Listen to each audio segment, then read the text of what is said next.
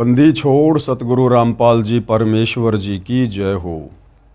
परम पिता परमात्मा सारी सृष्टि के रचनहार, कुल मालिक, असंख्य ब्रह्मांडों के स्वामी, जगत गुरु, तीनों लोकों में प्रवेश करके सबका धारण पोषण करने वाले, राजाधिराज आत्माधार, नाथों के नाथ, देवों के देव महादेव, सर्वेश्वर महेश्वर, मृत्युंजय, अजरो अमर, आदि अनादि सनातनी प्रभु, जगत पिता जगदीश्वर, श्री श्री 1008 की उपाधि के वास्तविक अधिकारी, अकाल मूर्त शब्द स्वरूपी राम वासुदेव, सर्वगतम ब्रह्म, परम पूज्य, प्रथम पूज्य, परम संत, परम पुरुष, परम धनी, परम दयालु, सत्य कबीर, हक्का कबीर, अल्लाहु कबीर, अल्लाहु अकबर, बाखबर, अल्लाह ताला, जगत के तारणहार, जगत के मुक्तिदाता, जगत के जगन्नाथ, हारे के सहारे, हिंदुओं के राम, मुसलमानों के अल्लाह, सिखों के वाहिगुरु, ईसाइयों के मसीह, दया के सागर दया निधि, करुणा के सागर करुणा निधि, स्वयंभू परिभू, संकट मोचन, कष्ट हरण, मंगल करण, दुख भंजन, अविगत कबीर, निर्विकार निर्विषम परमात्मा, अलय अलेख सतगुरु, आदि अनादि सतगुरु, असली मर्यादा पुरुषोत्तम, असली राम, असली कृष्ण, असली घनश्याम, असली मुरारी, राजाओं के राजा, महाराजाओं के महाराजा, शहंशाहों के शहंशाह, सम्राटों के सम्राट, भगवानों के भगवान, अल्लाहों के अल्लाह, प्रभुओं के प्रभु, मसीहाओं के मसीह, सच्चे वाहिगुरु, बाबाओं के बाबा, पीरों के पीर, सेठों के सेठ, जगत सेठ, सावड़सा सेठ, सर्वगुण संपन्न, अनंत कोटि कलाओं के स्वामी, अनंत कोटि ब्रह्मांडों के नायक, योगियों में महायोगी, ध्यानियों में महाध्यानी, सिद्धों में परम सिद्ध, ज्ञानियों में तत्वज्ञानी, ब्रह्म ज्ञानी, महाज्ञानी, परम ज्ञानी, सर्वश्रेष्ठ ज्ञानी, विज्ञानी, युवा कबीर, समर्थ कबीर, असमवात, अमित ओजा, सच्चे रहनुमा, करीम अल्लाह, सुभान अल्लाह, दुनिया के अंतिम पैगंबर,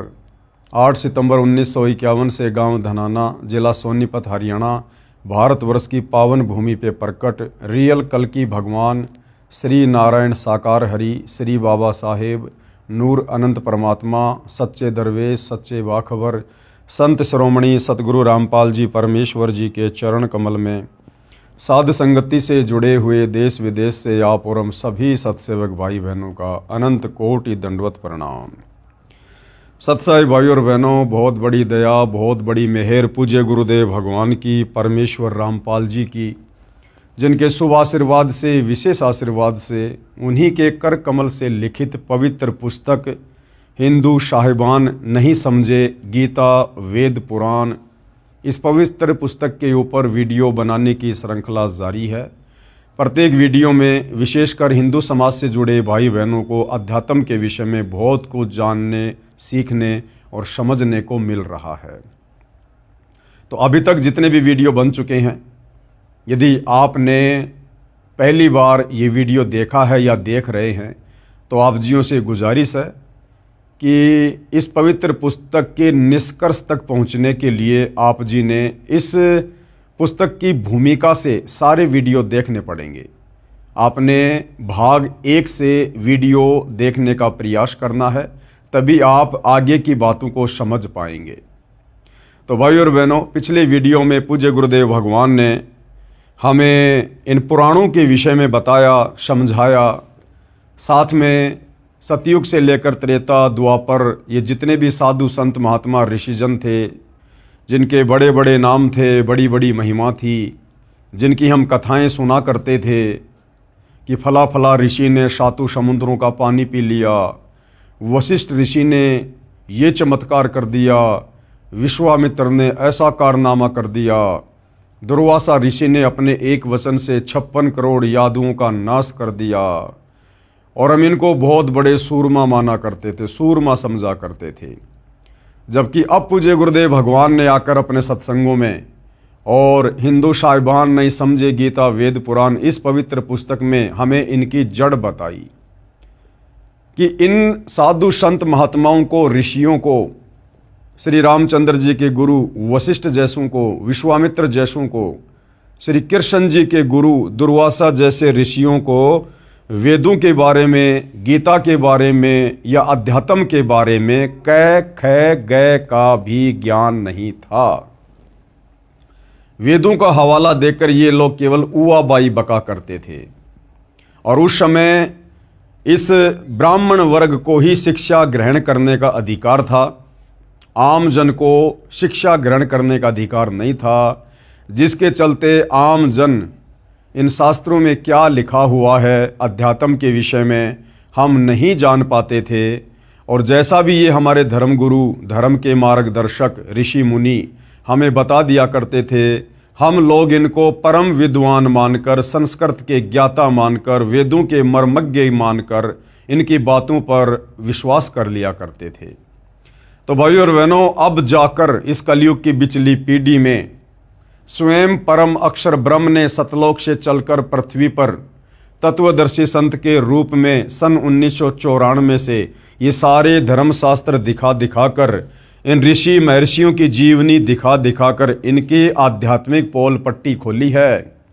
तब जाकर हमें विश्वास हुआ है कि वास्तव में हमारे इन सनातनी ऋषि मुनियों को वेदों का ज्ञान नहीं था, सनातन का ज्ञान नहीं था। तो इस पुस्तक में अब आगे प्रश्नोत्तरी के माध्यम से सवाल किया जा रहा है कि ये पुराण क्या हैं, कैसे बने, और इन पुराणों में क्या वेदों के अनुसार ज्ञान नहीं है?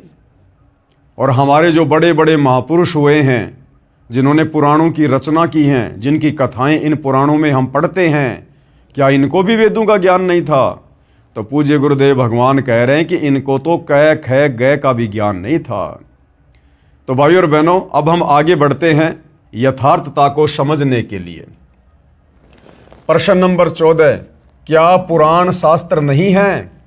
तो गुरुदेव भगवान कह रहे हैं कि भैया पुराण शास्त्र हैं, परंतु ये भक्ति के लिए मान्य नहीं हैं, ये भक्ति के हिसाब से उचित नहीं है।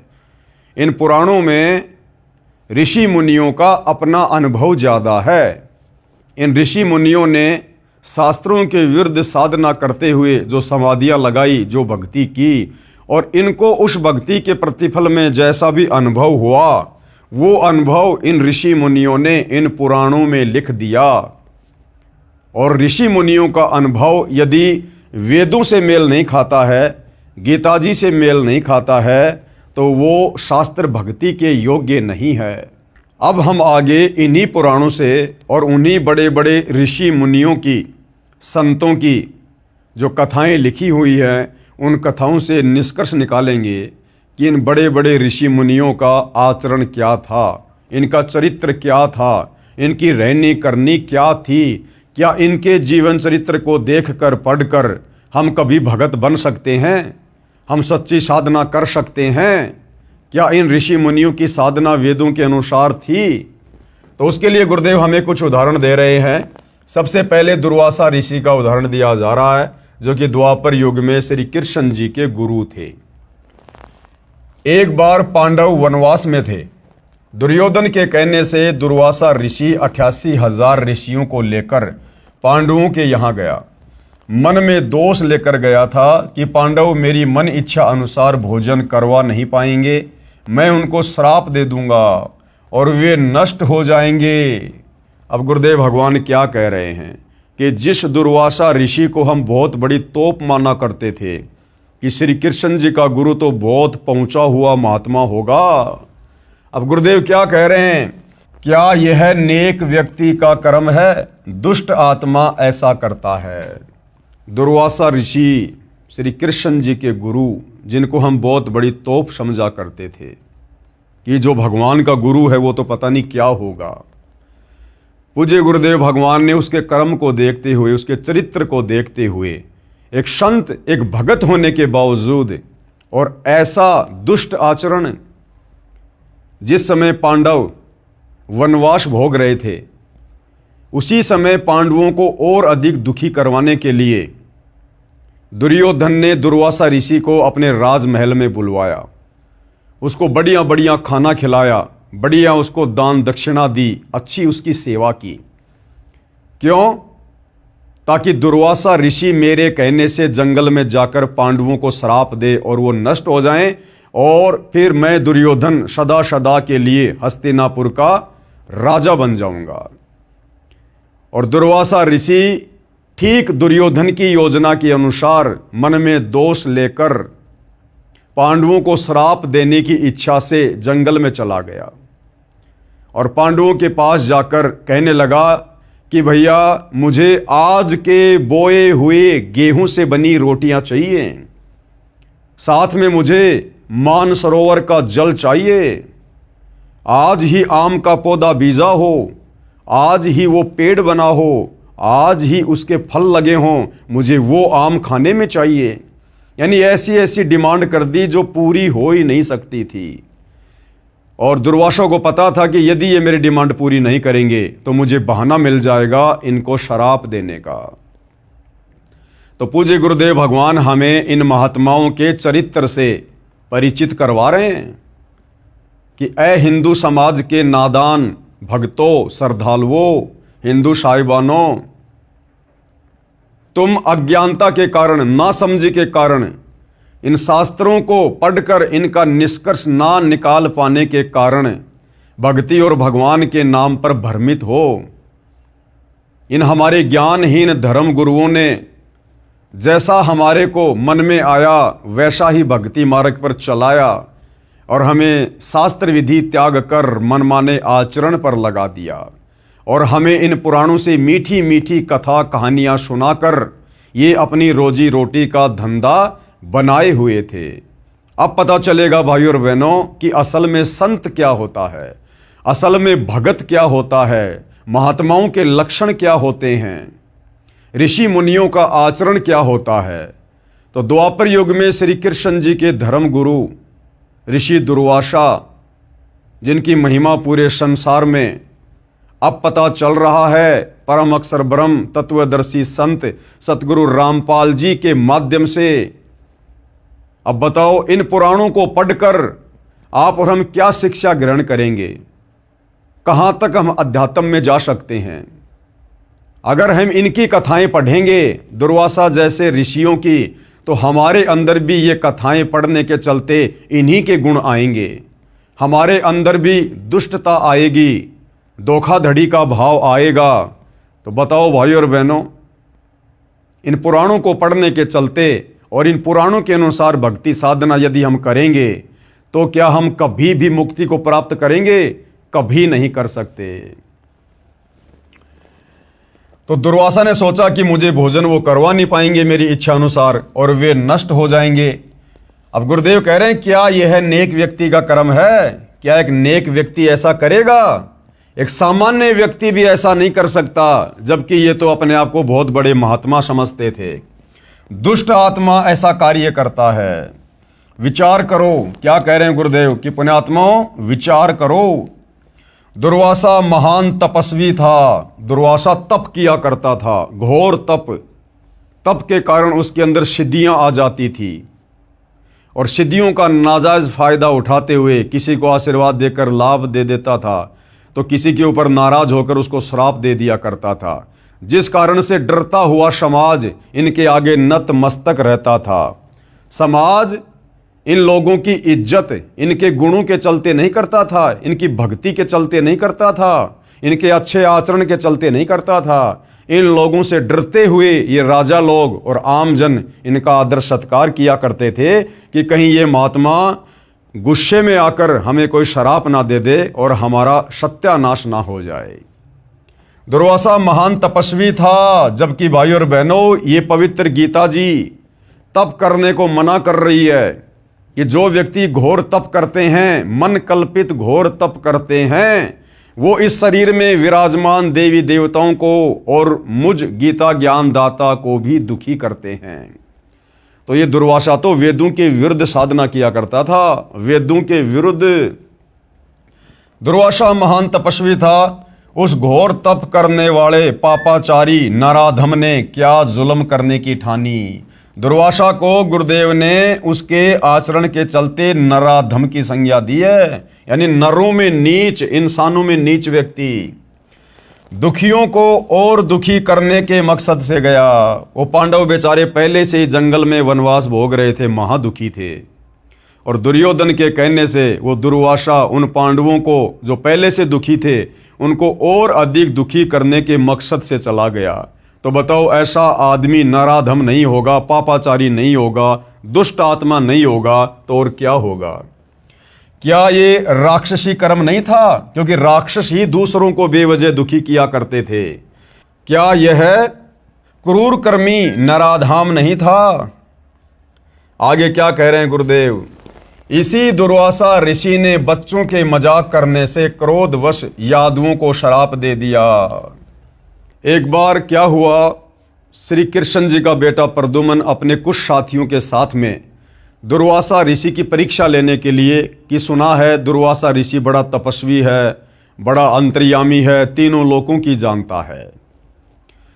तो श्री कृष्ण जी के पुत्र प्रद्युम्न ने अपने पेट के ऊपर एक जो कढ़ाई होती है उसको बांध लिया, उसके ऊपर कुछ कपड़े वगैरह बांध लिए और औरतों के कपड़े पहन लिए, और बाकी जो उसके साथी थे वो उसके साथ में गए।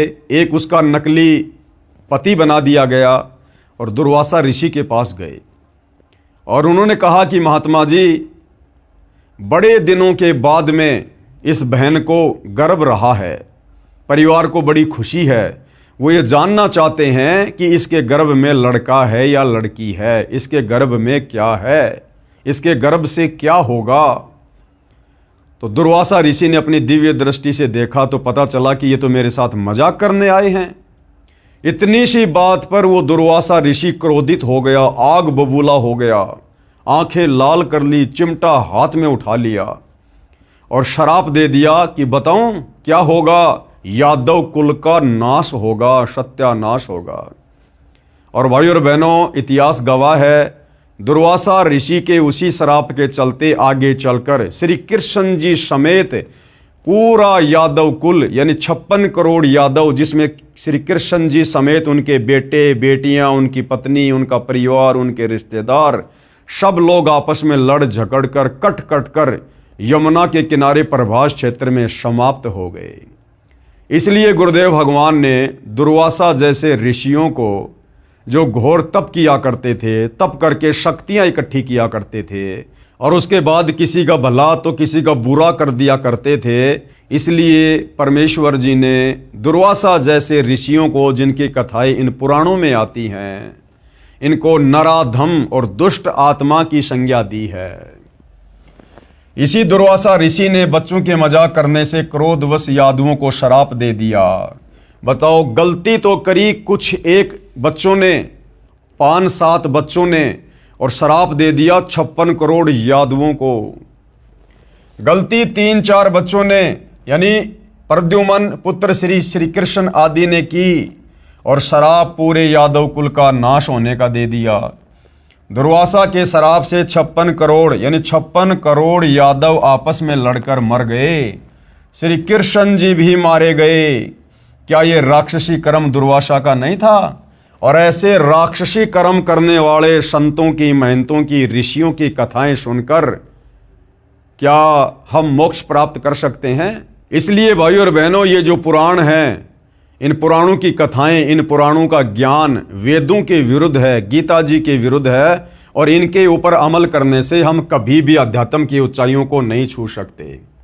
अन्य पुराणों की रचना करने वाले ऋषियों के कारनामे सुनो, अन्य कर्म पुराण की रचना करने वाले ऋषियों के सुनो।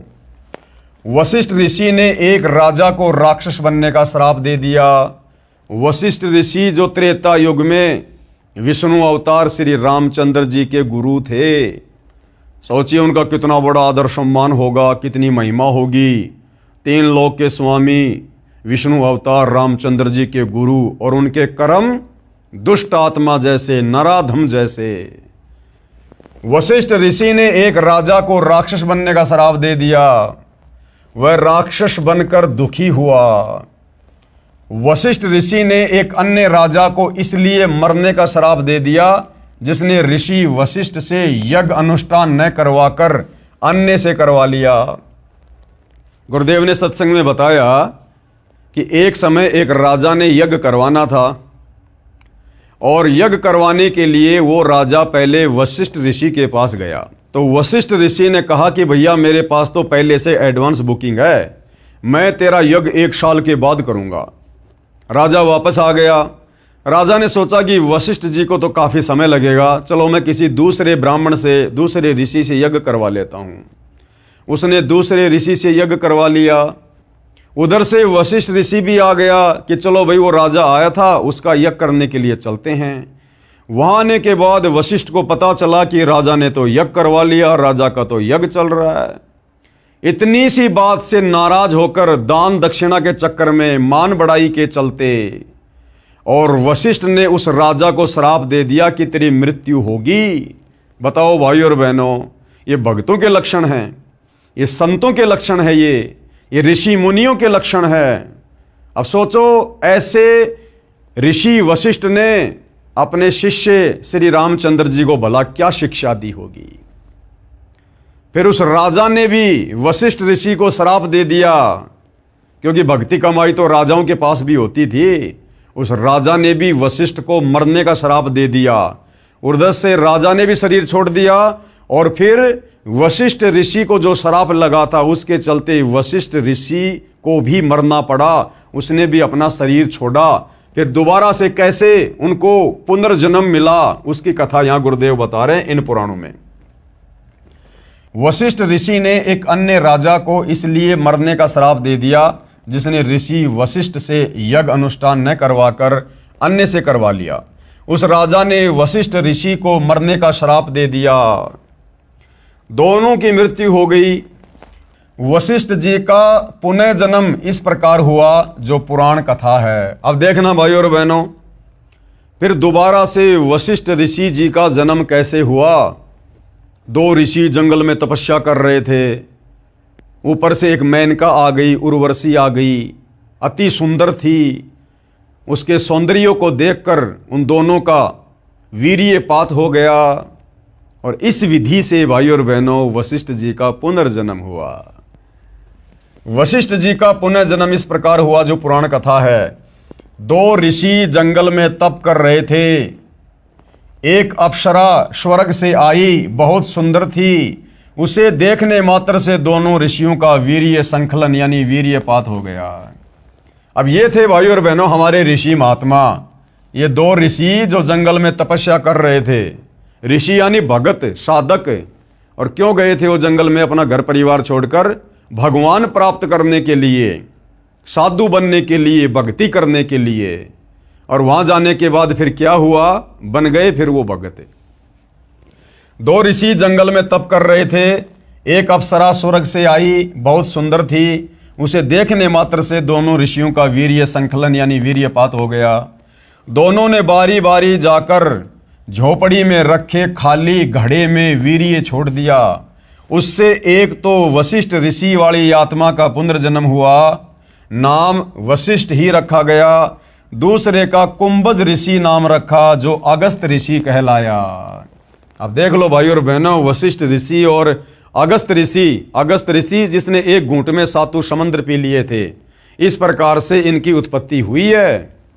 यानी इनके जो पैदा करने वाले थे उन दोनों ऋषियों का क्या चरित्र था। अब उनमें से कुछ गुण तो वशिष्ठ और अगस्त में भी आएंगे ना। तो इस प्रकार से फिर इनका पुनर्जन्म हुआ। ये कथाएं भाई और बहनों हम इन पुराणों में पढ़ा करते थे। ये काम सूत्र की कथाएं ज़्यादा और भक्ति की कम। विश्वामित्र ऋषि के कर्म। और विश्वामित्र जो सतयुग में हुए थे, विश्वामित्र उसके विषय में कहा जाता है कि उससे बड़ा कोई तपस्वी नहीं था। स्वर्ग के देवता भी उससे डरा करते थे, घबराया करते थे। उस विश्वामित्र ऋषि के क्या कर्म थे, उस भगत के क्या कर्म थे। क्या इन साधु संतों के आचरणों को फॉलो करके हम कभी भी भक्ति मार्ग में सफल हो सकते हैं? हमने यही निष्कर्ष निकालना है भाई और बहनों कि ये जितने भी साधु संत महात्मा थे, क्या इनकी साधना वेदों के अनुसार थी? क्या इनकी भक्ति क्रिया वेदों के अनुसार थी? इन सब ने तप किए, घोर तप किए, मनमाना आचरण किया, वेद विरुद्ध साधना की, जो आज गीता जी बिल्कुल मना कर रही है। तो गीता और वेदों के विरुद्ध जंगलों में जाकर तप करने वाले भला काहे के भगत, काहे के साधक? तो विचार करने की बात यह है, जब इन बड़े बड़े तपस्वियों ने, ऋषियों ने वेद विरुद्ध साधना की तो भला इनकी मुक्ति कैसे हुई होगी? और मुक्ति नहीं हुई तो फिर इनको 84 लाख योनियों में भी जाना पड़ा। गधे कुत्ते सूअर के शरीर भी भोगने पड़े, इनको नरक भी भोगना पड़ा। विश्वामित्र ऋषि के कर्म, राज त्याग कर जंगल में गया, घोर तप किया। बताओ किसने शिक्षा दे दी कि भैया जंगल में भक्ति होती है? राज्य त्याग कर जंगल में चला गया भक्ति करने के लिए, और फिर वहां भक्ति नहीं करी, फिर बकवादों में लग गया। बकवादों में फिर किस लिए गया था भाई जंगल में? राज त्याग कर जंगल में गया। अब देखो भाई और बहनों, गीता जी तो साफ साफ कह रही है कि अर्जुन कर्म योगी बनकर भक्ति कर। कर्म योगी का मतलब होता है अपना काम भी कर और अपनी भक्ति भी कर। और गीता जी कह रही है कि कर्म सन्यासी बनकर जो भक्ति करेगा उसकी भक्ति कभी सफल नहीं होगी। कर्म सन्यासी यानी कार्य करना नहीं और भक्ति करने के लिए जंगलों में चला गया। तो गीता जी कह रही है कि कर्म सन्यासी से कर्म योगी बेहतर है। कर्म योगी यानी काम करते करते भक्ति करने वाले की भक्ति सफल होती है। तो राज त्याग कर जंगल में जाना ये वेद विरुद्ध है, गीता विरुद्ध है। जंगल में भगवान कोई पेड़ के थोड़ी बंधा हुआ है जो जाते खोल के ले आएगा। घोर तप किया। अब गीता जी तप करने के लिए भी मना कर रही है। गीता ज्ञान देने वाला ब्रह्म साफ साफ कह रहा कि तप करने वाले तो मुझे भी दुखी करते हैं, उनको तो मैं आसुरी योनियों में डालता हूं और नरक में डालता हूं उनको। तो क्या साधना की थी भाई और बहनों हमारे इन ऋषियों ने, जिनका आज तक हम आध्यात्मिक नादानी के चलते गुणगान कर रहे हैं और सिद्धियां प्राप्त की। वशिष्ठ ऋषि ने उसे राज ऋषि कहा, यानी विश्वामित्र जी राज त्याग कर जंगल में चले गए, घोर तप किया, सिद्धियां प्राप्त की। उसके बाद में वशिष्ठ ऋषि ने उसे राज ऋषि कहा। उसको ब्रह्म ऋषि नहीं कहा, उसको राज ऋषि कहा, क्योंकि विश्वामित्र राजाओं के दरबार में जाया करता था, वो महिमा का भूखा था। तो वशिष्ठ ऋषि ने उसे राज ऋषि कहा। उससे शुभद यानी क्रोधित होकर वशिष्ठ जी के 100 पुत्रों को मार दिया। वशिष्ठ ने विश्वामित्र को राज ऋषि कहकर संबोधित किया तो विश्वामित्र ने गुस्से में आकर वशिष्ठ ऋषि के 100 पुत्रों की हत्या कर दी। अब बताओ ये भक्तों के लक्षण हैं? ये ऋषि मुनियों के लक्षण है क्या ये मर्डर करना? अरे ये काम तो गैंगस्टर करते हैं, गुंडे लोग करते हैं, और हम इनको बहुत बड़े भगत ऋषि मानकर इनकी महिमा किया करते थे। वशिष्ठ जी के 100 पुत्रों को मार दिया। जब वशिष्ठ ऋषि ने उसे ब्रह्म ऋषि कहा तो खुश हुआ, और जब उसको ब्रह्म ऋषि कह दिया एक समय तो विश्वामित्र बड़ा प्रसन्न हुआ। ये तो वही बात हो गई, यदि हम कुत्ते को रोटी डालेंगे तो पूंछ हिलाएगा, और उसको जरा सा हम उसको कहेंगे हट तो तुरंत वो भौंकेगा। तो ये आचरण था भाई और बहनों हमारे इन बड़े बड़े ऋषि मुनियों का। जब वशिष्ठ ऋषि ने उसे ब्रह्म ऋषि कहा तो खुश हुआ, क्योंकि विश्वामित्र राज ऋषि कहने से अपना अपमान मानता था और ब्रह्म ऋषि कहलाना चाहता था, यानी मान बढ़ाई की भूख थी। अब क्या कह रहे हैं गुरुदेव, हमें क्या समझाना चाह रहे हैं भाई और बहनों? विचार करो, क्या ये राक्षसी कर्म नहीं है? भगत होने के बावजूद विश्वामित्र ने वशिष्ठ ऋषि के 100 पुत्रों की हत्या कर दी। क्या ये राक्षसी कर्म नहीं है?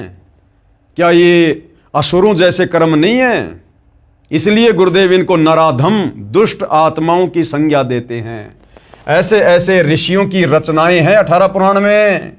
अब सोचो, ऐसे ऋषियों की ऐसी घटनाएं, इनकी ऐसी कहानियां पढ़कर हमें क्या शिक्षा मिलेगी? हम भी वही कर्म करेंगे, हमारे अंदर भी उसी प्रकार से मान बढ़ाई पैदा होगी जो इनमें भरी पड़ी थी। तो बताओ, इन पुराणों को पढ़कर, इन पुराणों की ये कथाएं पढ़कर हम कैसे अध्यात्म की ओर आगे बढ़ सकते हैं? एक समय ऋषि विश्वामित्र जंगल में कुटिया में बैठा था। एक मेनका नामक उर्वशी स्वर्ग से आकर कुटिया के पास घूम रही थी। अब देखना, राज्य त्याग कर विश्वामित्र जी जंगल में गए तपस्या करने, साधना करने, भगवान पाने के लिए, परमात्मा पाने के लिए। और जब विश्वामित्र जंगल में अपनी कुटिया में बैठा था तो एक मेनका नामक उर्वशी स्वर्ग से आकर कुटिया के पास घूम रही थी। क्योंकि भाई और बहनों, जो देवताओं का राजा इंद्र है उसको एक हिदायत दी जाती है जब उसको इंद्र की वो पदवी दी जाती है। उसको सूचित कर दिया जाता कि भैया यदि पृथ्वी पर इंद्र की गद्दी प्राप्त करने योग्य किसी ने तप कर लिया, भक्ति साधना कर ली, हवन यज्ञ कर लिए, तो उसी समय तेरे को इंद्र की गद्दी से नीचे उतारा जाएगा और उसको इंद्र की गद्दी सौंपी जाएगी। उस व्यक्ति को, उस साधक को इंद्र की गद्दी पर बैठा दिया जाएगा। तो इंद्र को हमेशा चिंता रहती है कि इंद्र की गद्दी प्राप्त करने योग्य कोई तप ना कर ले, कोई तपस्या ना कर ले, कोई भक्ति ना कर ले। तो वो अपने हलकारों को, अपने एजेंटों को इस पृथ्वी पर गुप्त रूप में इस प्रकार की जानकारी इकट्ठा करने के मकसद से और उन तपस्वियों के तप को खंडित करवाने की दृष्टि से भेजता रहता है। यानी हमने जो पढ़ा था ना गीता अध्याय 9 श्लोक नंबर 25 में कि पितरों को पूजने वाले पितरों को प्राप्त होंगे, भूतों को पूजने वाले भूत बनेंगे और देवताओं को पूजने वाले देवताओं के पास जाएंगे। तो देवताओं की पूजा करने वाले इस प्रकार से देवलोक में चले जाते हैं और वहाँ फिर ये देवता लोग, वहाँ के राजा लोग फिर उनका मिसयूज करते हैं। मिसयूज कैसे? जैसे विश्वामित्र जी जंगल में अपनी कुटिया में बैठा था, तप करने के मकसद से जंगल में आया था। उधर से इंद्र को किसी ने सूचना दे दी, उसके हलकारे ने, उसके सैनिक ने, कि भैया ऐसे ऐसे विश्वामित्र घोर तप कर रहा है। उधर से इंद्र ने वो मेनका भेज दी, वो लड़की भेज दी जो इस पृथ्वी लोक पर भक्ति करके देवताओं की देवलोक में चली गई थी, यानी देवताओं को पूजने वाले देवताओं के लोक में जाएंगे। तो इंद्र फिर इस प्रकार से उन आत्माओं का दुरुपयोग करता है। तो इंद्र ने क्या किया कि एक मेनका नामक उर्वशी स्वर्ग से आकर कुटिया के पास घूमने लगी। विश्वामित्र उस पर आसक्त हो गया।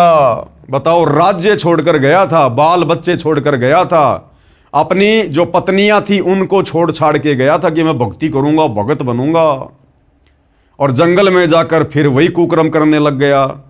उस मेनका की सुंदरता को देखकर उसके ऊपर आसक्त हो गया और उससे शारीरिक संबंध बनाए। विश्वामित्र उस पर आसक्त हो गया, पति पत्नी व्यवहार किया, यानी शारीरिक संबंध बनाए। एक कन्या का जन्म हुआ, नाम शकुंतला रखा। कन्या जब 6 महीने की हुई तो उर्वशी स्वर्ग में चली गई। बोली मेरा काम हो गया, तेरी औकात का पता करने इंद्र ने भेजी थी, वह देख ली।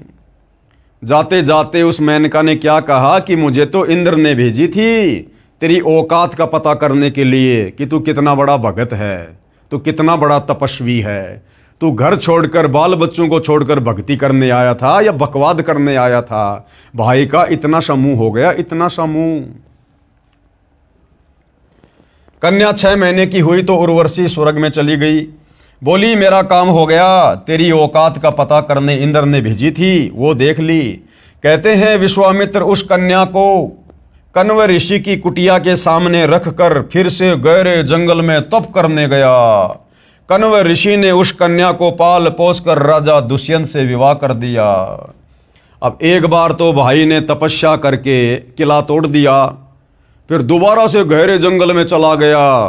तो गुरुदेव कह रहे हैं दूसरी बार कौन सा वो गीता जी पढ़ के गया था जो बिल्कुल सही साधना की होगी उसने, दोबारा भी वही डले ढोने के लिए चला गया, वेद विरुद्ध साधना करने के लिए।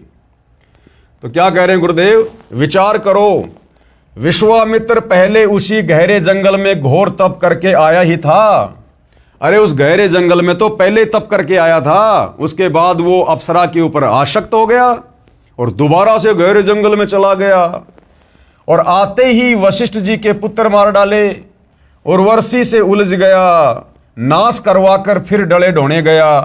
फिर क्या वह गीता पढ़ कर गया था कि दूसरी बार जंगल में कौन सा वो गीता जी पढ़ के गया था जो बिल्कुल सही साधना करके आया होगा, वो ही डले उसने दोबारा से ढोए। उसी लोकवेद के अनुसार शास्त्र विधि रहित मनमाना आचरण किया। फिर विश्वामित्र ऋषि ने राजा हरिश्चंद्र से छल करके राज्य लिया।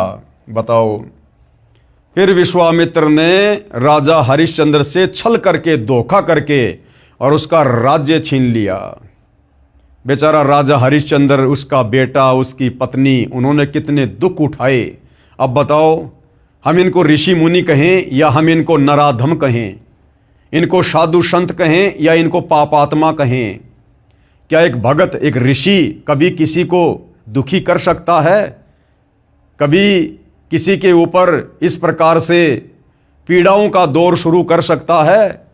तो भाइयों और बहनों, ये सारी की सारी कथाएं इन पुराणों में लिपिबद्ध हैं और इन कथाओं को ये हमारे धर्म गुरु हमें बड़े लतीफ़ेदार तरीके से सुनाया करते थे, ढोलक पेटी की तर्ज पर, और हम बड़े प्रसन्न हुआ करते थे। वाह वाह वाह। आज सतगुरु रामपाल जी ने हमारी ज्ञान वाली आंखें खोलकर शास्त्र अनुकूल सत भक्ति देकर अब हमें समझाया है, अब हमारी समझ में आया है कि ये जितने भी साधु संत महात्मा थे, ऋषि मुनि थे, जो वेद विरुद्ध साधना किया करते थे, घर त्याग कर, परिवार त्याग कर, ये तो केवल डले ढोया करते थे, डले।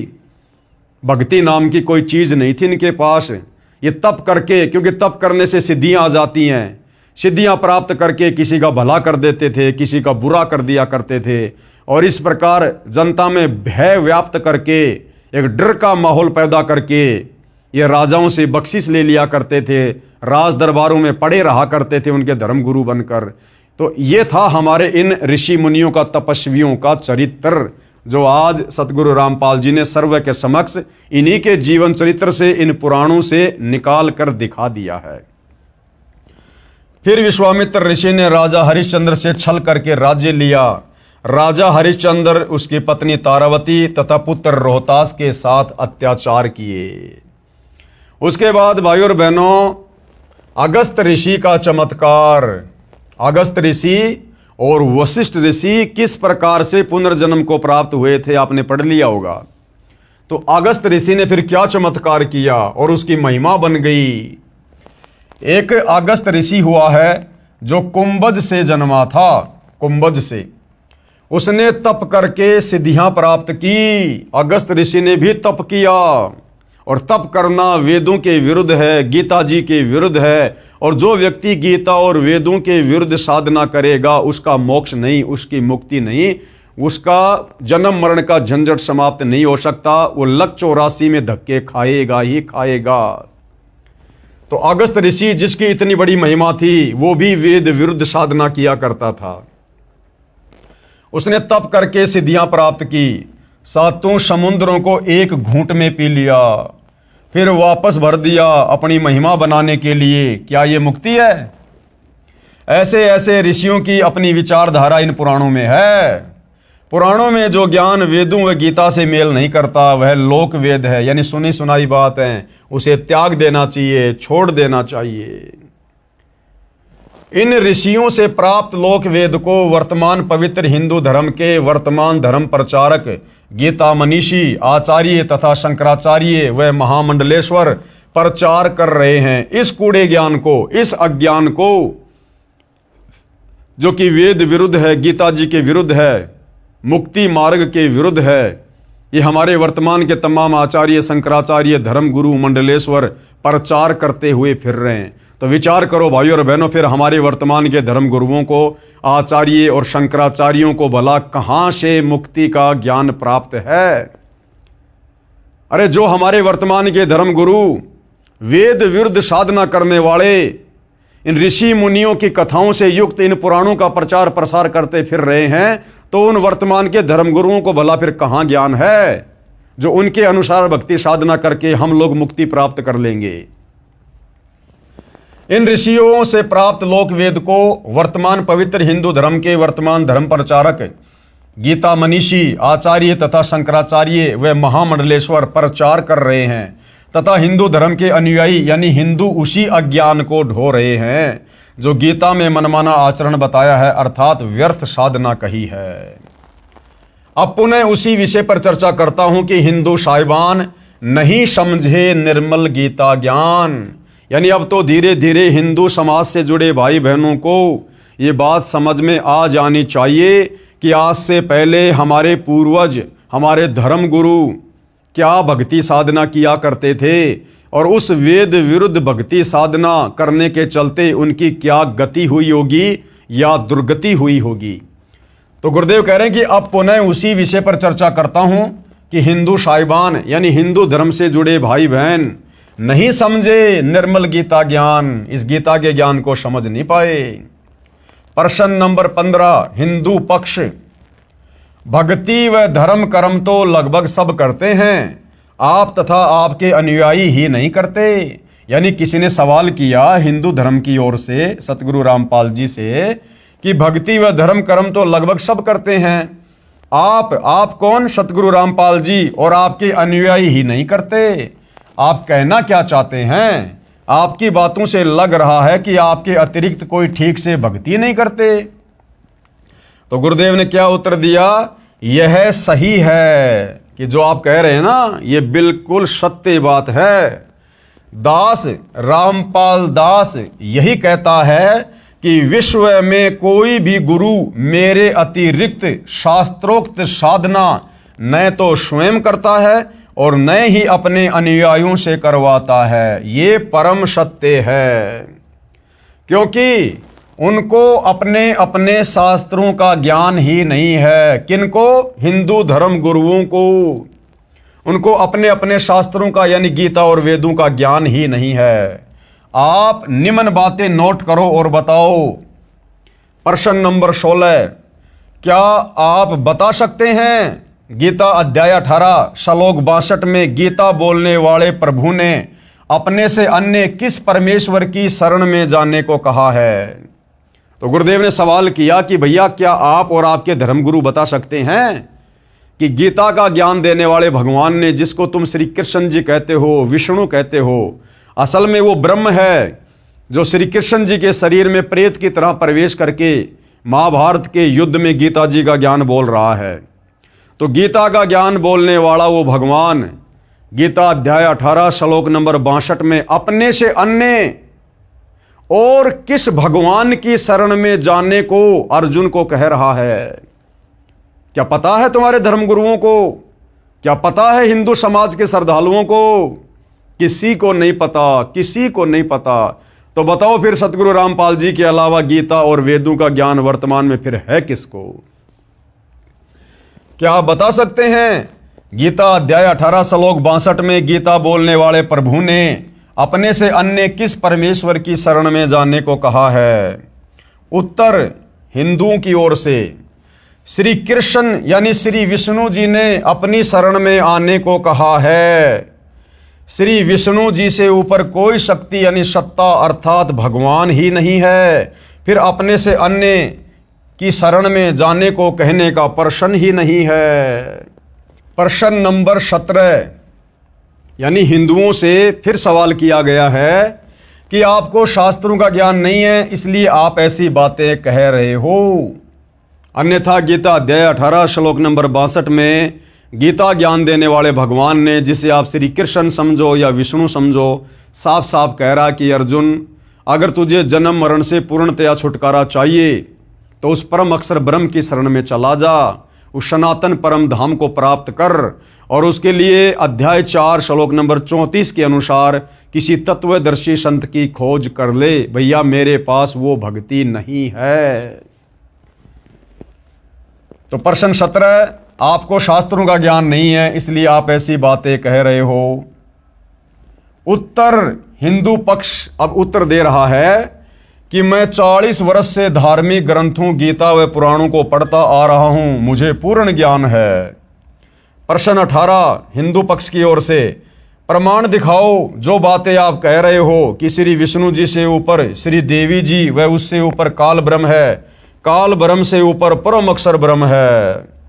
तो उत्तर दे रहे हैं गुरुदेव भगवान, आप झूठ कह रहे हो कि श्री विष्णु जी से ऊपर कोई परमात्मा यानी शक्ति नहीं है। गुरुदेव भगवान कह रहे हैं कि हे नादान, श्री विष्णु जी से ऊपर तो बहुत शक्तियां हैं। अब ये प्रमाण करके दिखाएंगे गुरुदेव भगवान हिंदू शास्त्रों से।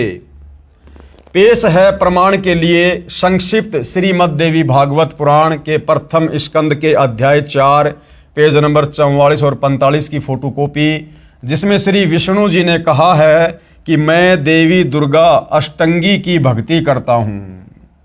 जो हिंदू भाई ये कहते हैं ना कि श्री विष्णु जी से ऊपर और कोई भगवान नहीं, कोई परमात्मा नहीं है, ये अजन्मा है, अनादि है, सर्वेश्वर है, महेश्वर है, तो भैया हमारे धर्मशास्त्रों में श्रीमद् देवी भागवत पुराण प्रथम स्कंद चौथा अध्याय पेज नंबर 44 और 45 इसकी फोटो कॉपी दिखाई जा रही है भाई, जिसमें श्री विष्णु जी स्वयं स्वीकार कर रहे हैं कि मैं देवी दुर्गा से ऊपर किसी को परम शक्ति नहीं मानता।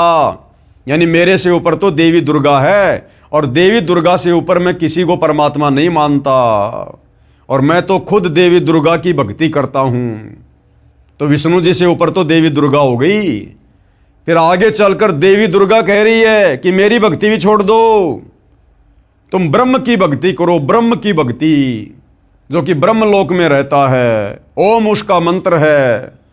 फिर आगे चलकर गीता में वो ब्रह्म भी अध्याय 18 श्लोक नंबर 62 में मना कर रहा कि भैया अगर पूर्ण मुक्ति चाहिए तो परम अक्षर ब्रह्म की शरण में जा।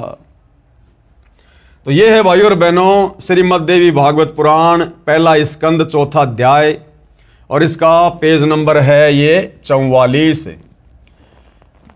ब्रह्मा जी ने पूछा प्रभु, यानी एक बार श्री ब्रह्मा जी ने विष्णु जी से पूछा, जब विष्णु जी तपस्या कर रहे थे तो ब्रह्मा जी ने पूछा प्रभु आप देवताओं के अध्यक्ष, जगत के स्वामी और भूत भविष्य एवं वर्तमान सभी जीवों के एकमात्र शासक हैं। अब बताओ, ब्रह्मा जी को भी अध्यात्म ज्ञान नहीं है, क्योंकि ब्रह्मा जी श्री विष्णु से ऊपर किसी को परमात्मा मान ही नहीं रहा था। और जब एक बार विष्णु जी तपस्या कर रहे थे, अब ये तपस्या करना गीता जी में मना है, वेदों में मना है।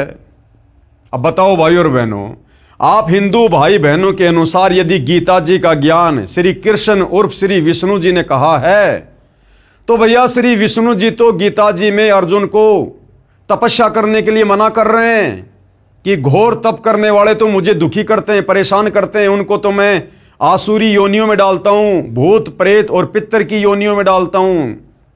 और वही तुम्हारा विष्णु तप कर रहा था जब ब्रह्मा जी उसके पास गया। तो इससे स्पष्ट होता है कि गीता जी का ज्ञान श्री विष्णु अर्थात श्री कृष्ण जी ने नहीं दिया। श्री कृष्ण और श्री विष्णु को तो पता ही नहीं गीता में बोला क्या गया है। श्री कृष्ण के शरीर में प्रेतवश प्रवेश करके इस काल ब्रह्म ने यह गीता जी का ज्ञान दिया। अन्यथा यदि श्री विष्णु जी ने ज्ञान दिया होता तो विष्णु जी तो भैया गीता में घोर तप करने के लिए मना कर रहे हैं। और यहां जब श्री ब्रह्मा जी ने देखा कि विष्णु जी तो तपस्या कर रहे हैं, तो ब्रह्मा जी को भी ज्ञान नहीं। ब्रह्मा जी श्री विष्णु जी को सबका भगवान कह रहा है कि आपसे बढ़कर और कौन भगवान है और आप किसकी प्राप्ति के लिए तपस्या कर रहे हैं। ब्रह्मा जी ने पूछा प्रभु आप देवताओं के अध्यक्ष, जगत के स्वामी और भूत भविष्य एवं वर्तमान सभी जीवों के एकमात्र शासक हैं, यानी स्वामी हैं, भगवान हैं। भगवान फिर आप क्यों तपस्या कर रहे हैं और किस देवता की आराधना में ध्यान मग्न हैं? मुझे असीम आश्चर्य तो ये हो रहा है कि आप देवेश्वर एवं सारे संसार के शासक होते हुए भी समाधि लगाए बैठे हैं। अब गीता और वेदों में कहीं है विधान समाधि लगाने का, तपस्या करने का, जो ये विष्णु जी कर रहे हैं? तो विष्णु जी खुद वेदों के विरुद्ध साधना कर रहे हैं। इसलिए गुरुदेव भगवान कहते हैं कि ब्रह्मा विष्णु महेश को भी वेदों का ज्ञान नहीं, अगर होता तो ये डरे नहीं डोते। ब्रह्मा जी के ये विनीत वचन सुनकर भगवान श्री हरि यानी विष्णु जी उनसे कहने लगे, ब्रह्मन यानी हे ब्रह्मा जी सावधान होकर सुनो, मैं अपने मन का विचार व्यक्त करता हूं। देवता, दानव और मानव सब यही जानते हैं कि तुम सृष्टि करते हो, मैं पालन करता हूं और शंकर संहार किया करते हैं। किंतु फिर भी वेद के पारगामी पुरुष अपनी युक्ति से ये सिद्ध करते हैं कि रचने, पालने और संहार करने की यह योग्यता जो हमें मिली है, इसकी अधिष्ठात्री शक्ति देवी है। शक्ति देवी यानी दुर्गा। अब बताओ भाई, जो हिंदू धर्म के भाई बहन सवाल कर रहे थे ऊपर कि श्री विष्णु से बढ़कर और कोई भगवान नहीं, कोई परमात्मा नहीं, साबित करो, कहाँ लिखा हुआ है? तो गुरुदेव भगवान ने श्री देवी भागवत पुराण प्रथम स्कंद चौथा अध्याय पेज नंबर 44 और 45 पर साबित कर दिया भाई। ये हमारे धर्मगुरु रात दिन इन पुराणों की कथाएं हमें सुनाते हैं।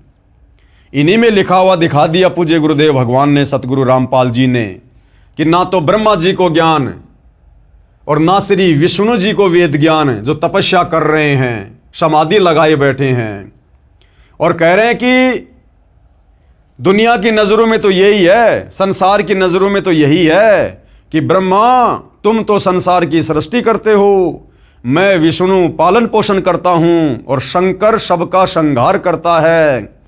किंतु वेद के पारगामी पुरुष, यानी जिनको वेदों का कंप्लीट ज्ञान है, तत्वदर्शी संत, वो अपनी युक्ति से ये साबित करते हैं क्या?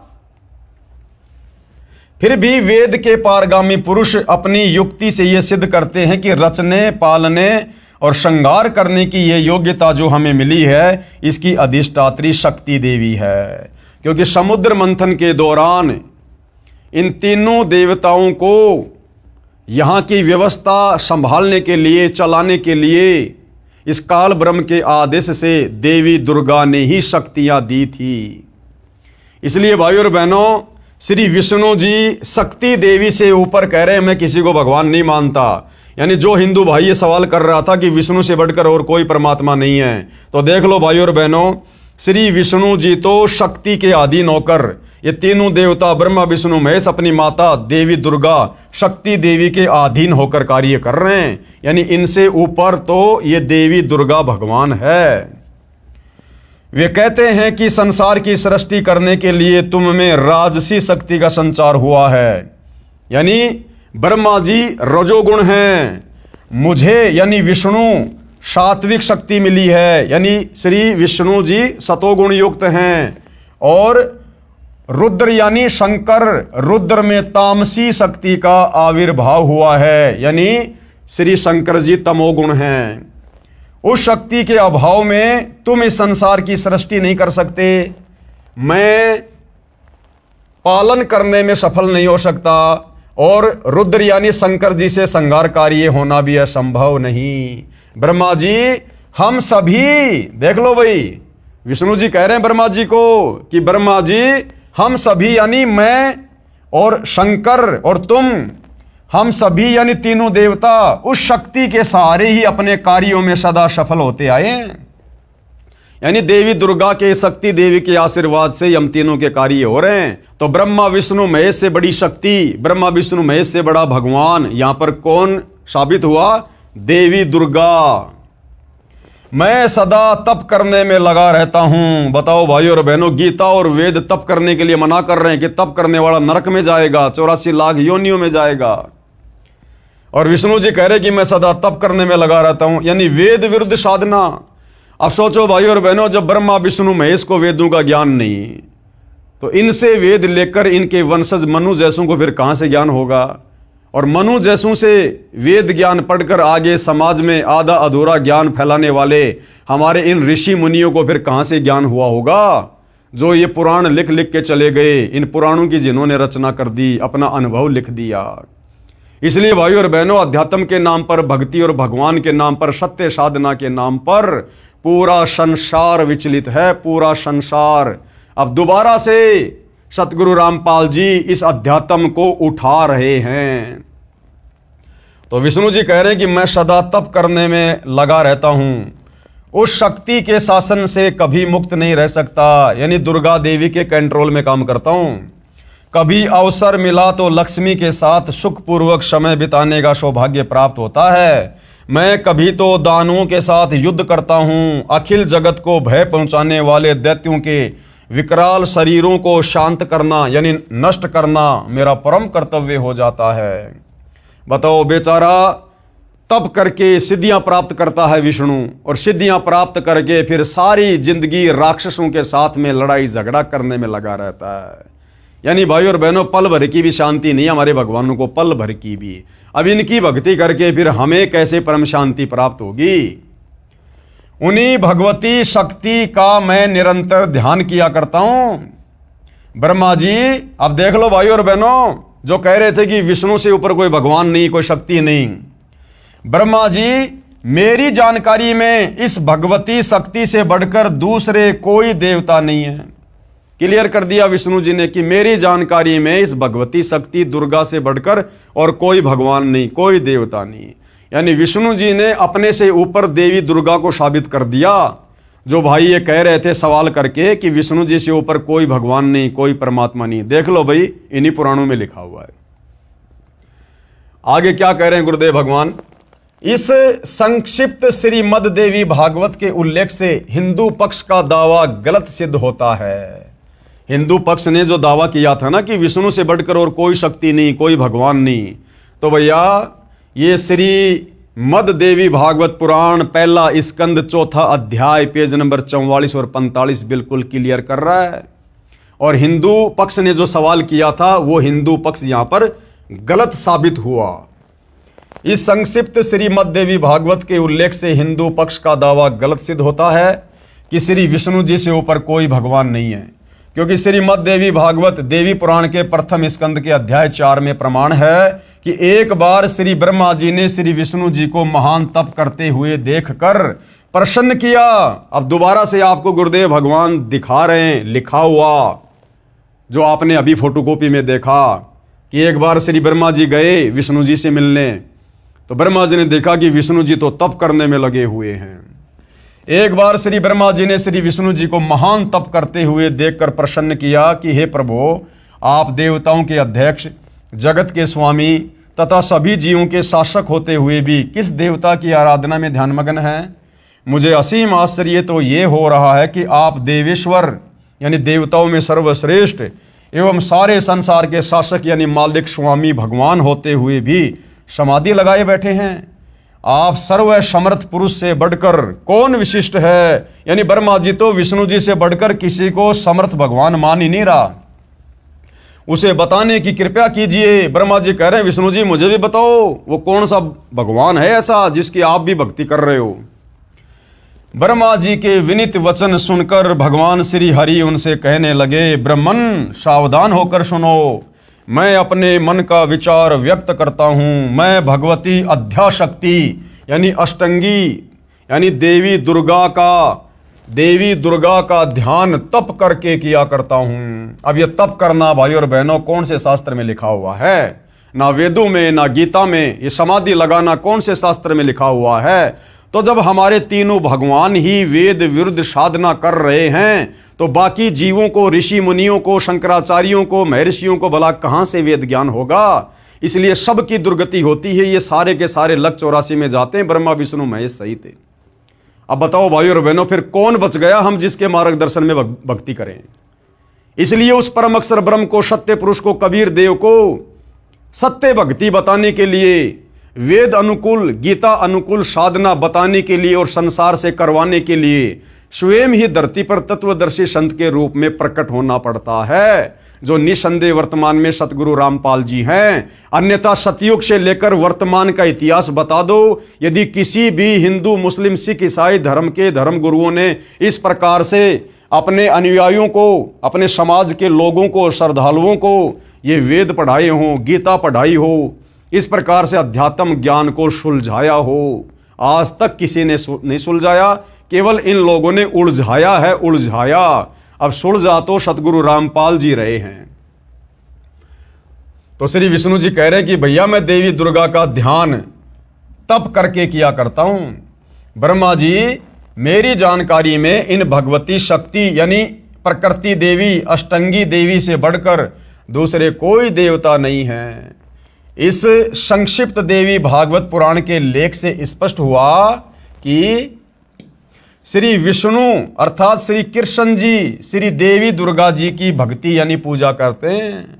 कहा है कि इस अध्याशक्ति से बड़ा कोई देवता भगवान मेरी जानकारी में नहीं है। यानी ये भाई और बहनों दी एंड हो गया श्री विष्णु जी और श्री ब्रह्मा जी के ज्ञान का। दी एंड हो गया, क्योंकि ब्रह्मा जी तो विष्णु से बढ़कर किसी को भगवान नहीं मान रहे थे और विष्णु जी कह रहे हैं कि मैं देवी दुर्गा से बढ़कर किसी को भगवान नहीं मानता। तो हमारे भगवान को किस स्तर का ज्ञान है आप जी देख लीजिएगा। लेखक यानी सतगुरु रामपाल जी अब क्या कह रहे हैं? हिंदू साहिबानों की झूठ सामने है। जो कहते हैं कि श्री कृष्ण जी अर्थात श्री विष्णु जी से बढ़कर कोई देवता यानी परमेश्वर नहीं है, जबकि श्री विष्णु जी ने अपने से अन्य सर्वसमर्थ शक्ति श्री देवी दुर्गा को बताया है। आगे देखो भाइयों और बहनों, ओम नाम ब्रह्म का जाप है। आपने गीता जी में पढ़ा, अध्याय 8 श्लोक नंबर 13 में, ये गीता का ज्ञान देने वाला भगवान ब्रह्म स्वयं कह रहा अपनी साधना के विषय में कि ओम इति एक अक्षर ब्रह्म व्यवहरण माम अनुस्मरण ये परियाति तजन देहम से याति परमाम गतम, कि अर्जुन मेरा तो एक ओम नाम का जाप है और मैं ब्रह्मलोक में रहता हूं। ब्रह्मलोक में ओम नाम ब्रह्म का जाप है, इससे ब्रह्मलोक प्राप्त होता है। ब्रह्म आकाश में ब्रह्मलोक में रहता है। ये जानकारी कहाँ है देखिएगा, संक्षिप्त श्रीमद् देवी भागवत पुराण गीता प्रेस गोरखपुर से प्रकाशित व मुद्रित है, जिसके संपादक हैं हनुमान प्रसाद पोदार व चिमन लाल गोस्वामी। इसके 7वें स्कंद के अध्याय 36 में श्री देवी ने राजा हिमालय से कहा कि हे पर्वतराज, उस ब्रह्म का क्या स्वरूप है यह बतलाया जाता है। यानी अब देवी दुर्गा अपने से अन्य उस ब्रह्म की भक्ति करने के लिए कह रही है कि मेरी भक्ति साधना भी छोड़ दो, कुछ नहीं मिलेगा, उस ब्रह्म की भक्ति करो। उस ब्रह्म का क्या स्वरूप है यह बतलाया जाता है। श्री देवी जी ने पहले तो कहा कि मेरी भक्ति करो तो ऐसे करो जैसे अध्याय 35 में बताया है, परंतु मेरी व अन्य सबकी भक्ति छोड़कर उस एकमात्र परमात्मा को ही जानो। किसको? ब्रह्म को। दूसरी सब बातों को छोड़ दो। यही अमृत स्वरूप परमात्मा के पास पहुंचाने वाला पुल है। संसार समुद्र से पार होकर अमृत स्वरूप परमात्मा को प्राप्त करने का यही सुलभ साधन है। इस आत्मा का ओम के जप के साथ ध्यान करो। यानी ओम नाम किसका? उस ब्रह्म का। ब्रह्म कहाँ रहता है? ब्रह्मलोक में। और गीता जी अध्याय 8 श्लोक नंबर 16 में वो ब्रह्म खुद कह रहा है कि भैया ब्रह्मलोक पर्यंत सर्वलोक पुनरावृत्ति में है। यानी ब्रह्मलोक में गया हुआ साधक भी वापस जन्म मरण में है, मुक्ति नहीं है। इस आत्मा का ओम के जप के साथ ध्यान करो। तो देवी दुर्गा अपने से ऊपर ओम नाम की साधना करने को कह रही है, जो कि ब्रह्म साधना है। इससे अज्ञानमय अंधकार से सर्वदा परे और संसार समुद्र से उस पार जो ब्रह्म है उसको पा जाओगे, तुम्हारा कल्याण हो। वह यह सबका आत्मा ब्रह्म ब्रह्मलोक रूप दिव्य आकाश में रहता है। कहाँ रहता है? ब्रह्मलोक रूप दिव्य आकाश में। गीता अध्याय 18 श्लोक 62 में गीता ज्ञान दाता यानी ब्रह्म ने कहा है। अब देवी दुर्गा ने टोपी किसके ऊपर पहना दी? ब्रह्म के ऊपर, कि भैया मेरी भक्ति से भी कुछ नहीं मिलेगा, उस ब्रह्म की भक्ति करो। अब वो ब्रह्म क्या कह रहा है गीता जी का ज्ञान देते समय अर्जुन को अध्याय 18 श्लोक नंबर 62 में कि भैया मेरी भक्ति से भी कुछ नहीं होगा, मेरी भक्ति से भी जन्म मरण का रोग समाप्त नहीं होगा, गधे कुत्ते सुअर बनने से नहीं बच सकते, नरक में जाने से नहीं बच सकते। अब वो ब्रह्म अपने से अन्य भगवान की भक्ति करने के लिए कह रहा है। गीता अध्याय 18 श्लोक 62 में गीता ज्ञान दाता यानी ब्रह्म ने कहा है कि परम शांति प्राप्त करनी है, अर्थात जन्म मरण से छुटकारा चाहता है तथा सनातन परम धाम को प्राप्त करना चाहता है। सनातन परम धाम यानी जहां जाने के बाद भगत वापस लौटकर काल के लोक में नहीं आता, जन्म मरण में नहीं आता। सनातन परम धाम यानी सतलोक।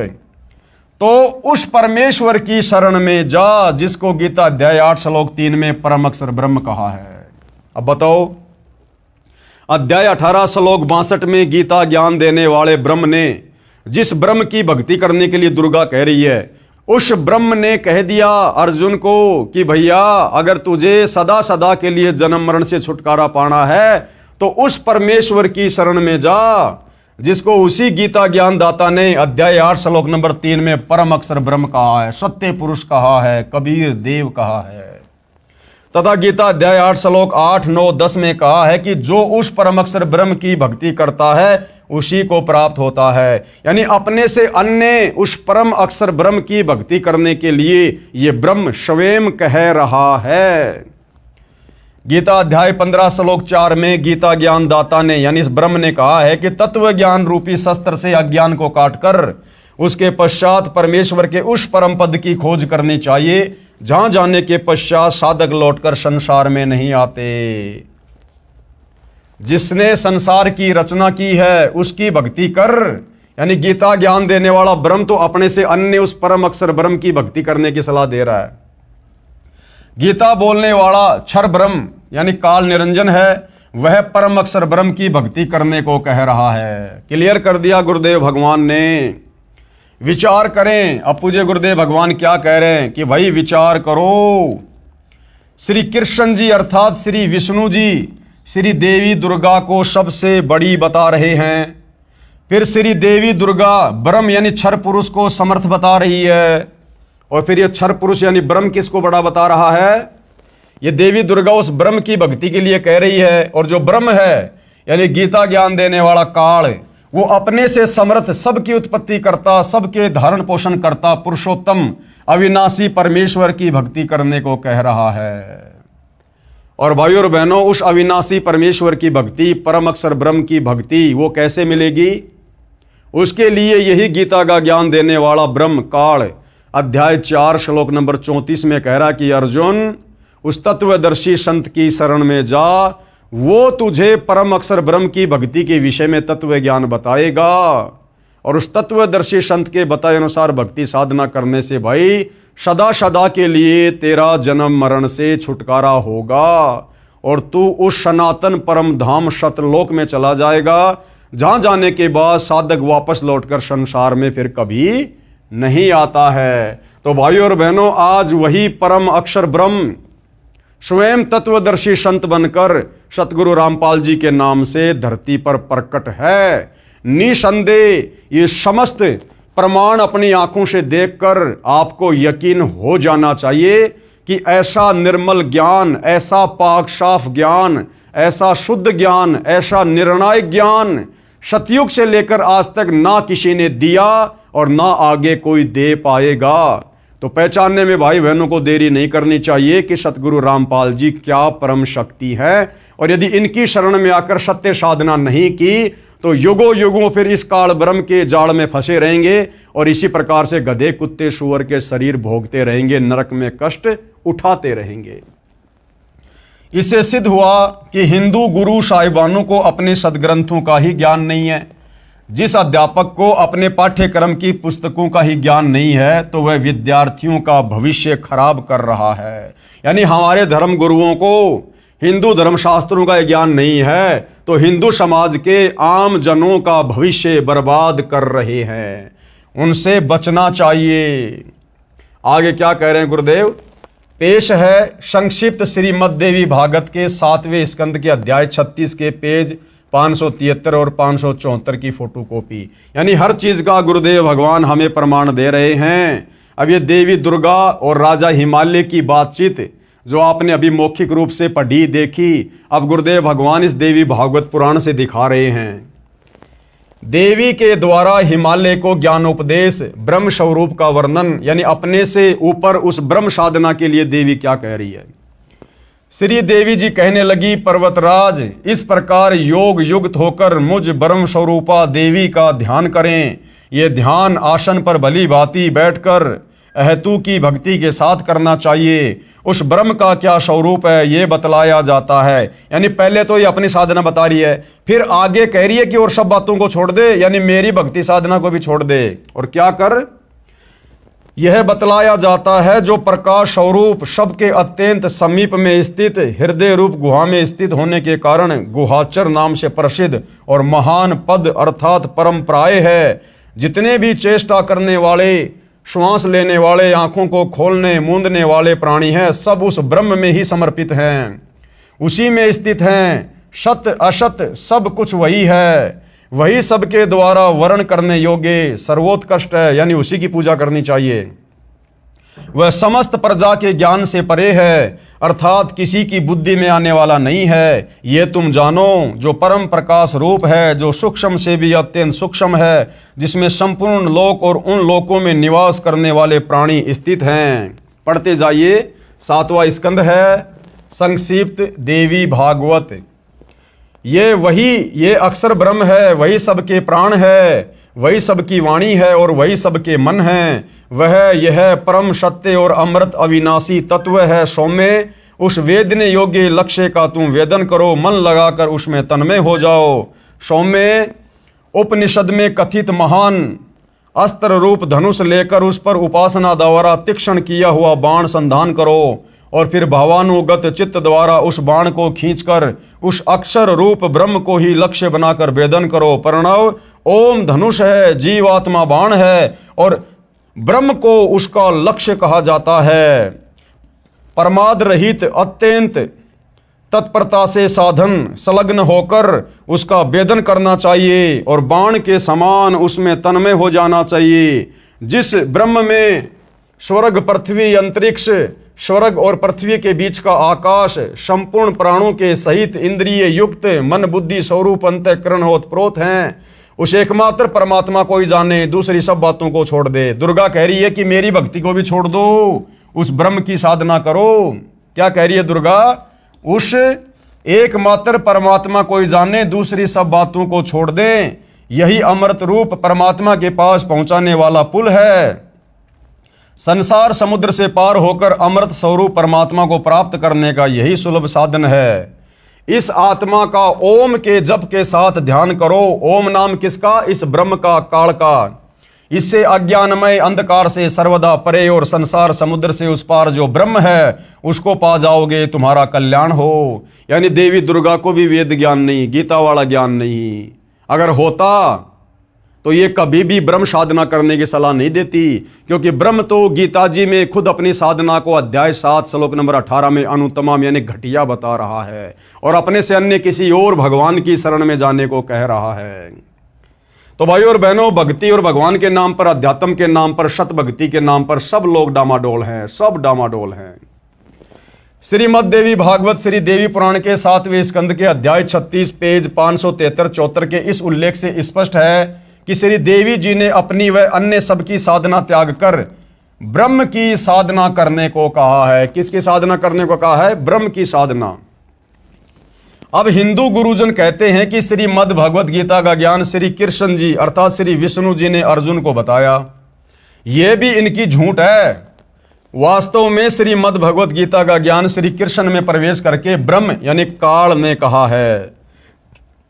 ब्रह्म ने यानी गीता ज्ञानदाता ने गीता अध्याय 18 श्लोक 46, 61, 62 व 66 में, गीता अध्याय 15 श्लोक 17 में, गीता अध्याय 2 श्लोक 17 में तथा गीता अध्याय 8 श्लोक 3, 8, 9 तथा 10 में अपने से अन्य परमेश्वर यानी परम अक्षर ब्रह्म की भक्ति करने, उसकी शरण में जाने को कहा है। उसी को परमात्मा सबका धारण पोषण करने वाला अविनाशी परमेश्वर व पुरुषोत्तम कहा है। पढ़ें ये फोटोकॉपी गीता अध्याय 18 श्लोक 62 की, जो कि जय दयाल गोविंदका द्वारा अनुवादित है तथा भारत की प्रसिद्ध गीता प्रेस गोरखपुर से प्रकाशित व मुद्रित है। अब देखिएगा भाइयों और बहनों, ये ब्रह्म यानी ये काल ब्रह्म जिसने गीता जी का ज्ञान दिया है, ये अपने से अन्य गीता अध्याय 18 श्लोक नंबर 62 में किस परमेश्वर की शरण में जाने के लिए कह रहा है। अगर ये गीता ज्ञान देने वाला ही सर्वश्रेष्ठ परमात्मा होता, परमेश्वर होता, इसके पास मुक्ति का मार्ग होता, तो भला क्यों अपने से अन्य किसी और भगवान की शरण में जाने की सलाह अर्जुन को देगा। गीता अध्याय 18 श्लोक 62 की फोटोकॉपी, इसमें क्या बताया जा रहा है? तम एवं शरणम गच्छ सर्वे भावेन भारत तत्प्रसादात पराम शांतिम स्थानम प्रापेशी शाश्वतम। हे भारत यानी हे अर्जुन, तू सब प्रकार से यानी और सब साधनाओं को छोड़कर और सब भक्ति को छोड़कर उस परमेश्वर की ही शरण में जा। अब भाई और बहनों, समझदार को तो इतना बहुत है, जब खुद गीता का ज्ञान देने वाला भगवान और गीता ज्ञान देने वाले भगवान से बढ़कर हिंदू समाज और किसी को भगवान नहीं मानता, वो चाहे श्री कृष्ण समझ लो, चाहे विष्णु समझ लो, चाहे ये काल ब्रह्म समझ लो। जब ये खुद हिंदुओं का सबसे बड़ा भगवान गीता का ज्ञान देने वाला अपने से अन्य किसी और भगवान की शरण में जाने के लिए अर्जुन को कह रहा है, तो ये स्वयं सिद्ध है कि गीता का ज्ञान बोलने वाले भगवान के पास में मुक्ति का मार्ग नहीं है, कंप्लीट आध्यात्मिक ज्ञान नहीं है, वेद अनुकूल साधना नहीं है जिससे हमारा जन्म मरण समाप्त हो। हे भारत यानी हे अर्जुन, तो सब प्रकार से उस परमेश्वर की ही शरण में जा। उस परमात्मा की कृपा से ही तू परम शांति कब मिलती है? जब हमारा जन्म मरण का झंझट समाप्त हो जाए। भाई जब तक जन्मेंगे मरेंगे तो कभी गधे बनेंगे, कभी कुत्ते बनेंगे, कभी इंसान बनेंगे, कभी देवता बनेंगे, कभी नरक में जाएंगे, कभी स्वर्ग में जाएंगे।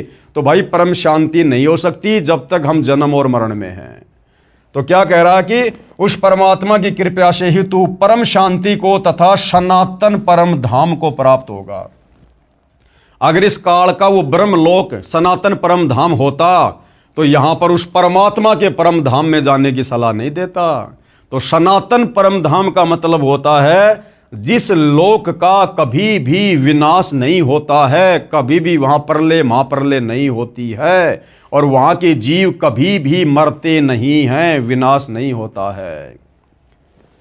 इतना क्लियर कर दिया भाई और बहनों। लेखक यानी सतगुरु रामपाल जी क्या कह रहे हैं? क्या आप जानते हैं गीता अध्याय 7 श्लोक 29 में गीता ज्ञान देने वाले प्रभु ने कहा है कि जो साधक यानी भगत केवल जरा यानी वृद्ध अवस्था बुढ़ापे के दुख से तथा मरण यानी मौत के दुख से छूटने के लिए ही प्रयत्नशील हैं, यानी साधना करते हैं, भक्ति करते हैं, वे तत्ब्रह्म यानी उस ब्रह्म यानी गीता अध्याय 18 श्लोक 62 में बताए परमेश्वर को तथा संपूर्ण अध्यात्म ज्ञान यानी तत्व ज्ञान को तथा संपूर्ण कर्मों को जानते हैं, यानी एक लेवा एक देवा दूतम वाली कथा जानते हैं। उत्तर हिंदू पक्ष नहीं। हिंदू भाई कहते हैं भाई हम तो नहीं जानते वो कौन परमात्मा है, क्या परमात्मा है जिसके विषय में गीता का ज्ञान देने वाला अध्याय 18 श्लोक नंबर 62 में कह रहा है। प्रश्न 19 हिंदू पक्ष की तरफ से, क्या आप जानते कि तत्ब्रह्म कौन है? प्रमाण गीता व पुराणों से बताओ। अब हिंदू पक्ष कह रहा है संत रामपाल जी से कि आप जानते हैं क्या वो तत्ब्रह्म कौन है और कहां बोली है ये बातें? गीता ज्ञान देने वाला भगवान कहां कह रहा है?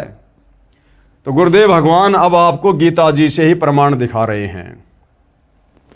उत्तर लेखक यानी सतगुरु रामपाल जी ने कहा, हां सुनो मैं जानता हूं। गीता अध्याय 8 श्लोक 1 में अर्जुन ने गीता ज्ञान देने वाले इस काल ब्रह्म से प्रश्न किया, किम तत्ब्रह्म, कि वह तत्ब्रह्म क्या है, यानी तेरे से अन्य वो परमात्मा कौन है, क्या है, जिसके विषय में आपने यानी गीता ज्ञान देने वाले ने गीता अध्याय 7 श्लोक 29 में कहा है। इसका उत्तर गीता ज्ञान बताने वाले प्रभु यानी काल ब्रह्म ने आपके अनुसार श्री कृष्ण जी ने गीता अध्याय 8 श्लोक नंबर 3 में जवाब दिया है और कहा है वह परम अक्षर ब्रह्म है। साफ साफ बताया है कि वो तत्ब्रह्म क्या है, परम अक्षर ब्रह्म है, वो सत्य पुरुष है, वो कबीर देव है जो सनातन परम धाम सतलोक में रहता है। फिर इसी प्रसंग को आगे बढ़ाते हुए गीता ज्ञान देने वाले ने गीता के इसी अध्याय 8 के श्लोक 5 और 7 तथा श्लोक 8, 9, 10 में स्पष्ट किया है कि श्लोक 5 से 7 जो पुरुष अंत काल में मुझको ही सुमरण करता हुआ शरीर को त्याग कर जाता है वह मेरे साक्षात रूप को प्राप्त होता है, यानी काल रूप को प्राप्त होता है, ब्रह्मलोक में जाता है। इसमें कुछ भी संशय नहीं है। गीता अध्याय 8 श्लोक 5।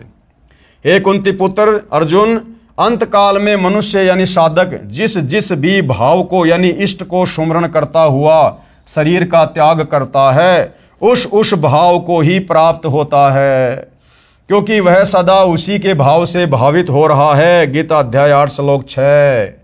यानी अंतिम समय में मरते समय आप जिस भी इष्ट का सुमरण करते हो उसी के लोक में जाते हो। इसलिए हे अर्जुन, तू सब समय में निरंतर मेरा सुमरण कर और युद्ध भी कर यानी काम धंधा भी कर और मेरा सुमरण भी कर ओम नाम का। इस प्रकार मुझ में समर्पित भाव से युक्त होकर तू निसंदेह मुझको ही प्राप्त होगा, यानी मेरे ब्रह्मलोक में आएगा और ब्रह्मलोक में आने के बाद लंबे समय तक रहेगा। उसके बाद जब तेरी भक्ति कमाई खर्च होगी फिर तेरे को नीचे नरक में डाला जाएगा, 84 लाख योनियों में डाला जाएगा, क्योंकि खुद फिर ये गीता अध्याय 8 श्लोक नंबर 16 में कहता कि ब्रह्मलोक पर्यंत सर्वलोक पुनरावर्ती में अर्थात जन्म और मरण में है। हे भद्र पुरुष, इन उपरोक्त श्लोकों में तो गीता ज्ञान देने वाले ने अपनी भक्ति करने को कहा है जिससे उसी को प्राप्त होगा। फिर गीता अध्याय 8 के श्लोक 8, 9, 10 तथा 20 व 22 में उस परम अक्षर ब्रह्म की भक्ति करने को कहा है, जिसके विषय में ऊपर बताया है। यानी यहां पर गीता अध्याय 8 श्लोक 7 में तो ये काल ब्रह्म अर्जुन को अपनी भक्ति करने के लिए कह रहा है, और फिर गीता अध्याय 8 श्लोक नंबर 8, 9, 10, 20 व 22 में अपने से अन्य उस परम अक्षर ब्रह्म की भक्ति करने की सलाह दे रहा है, जिसकी भक्ति करने से तेरा स्थायी रूप से जन्म मरण समाप्त हो सकता है। गीता अध्याय 8 श्लोक 8, 9, 10।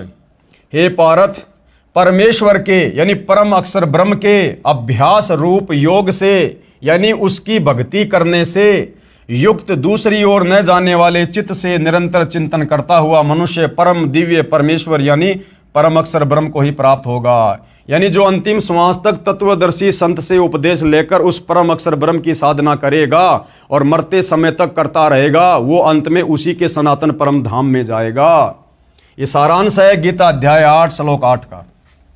श्रीमान जी, अब सतगुरु रामपाल जी क्या कह रहे हैं हिंदू पक्ष से कि श्रीमान जी ध्यान देना, इस श्लोक 9 में गीता बोलने वाले प्रभु यानी आपके अनुसार श्री कृष्ण जी ने यह भी स्पष्ट कर दिया कि वही सर्वस्य धातारम यानी वो परम अक्षर ब्रह्म ही सबका धारण पोषण करने वाला है।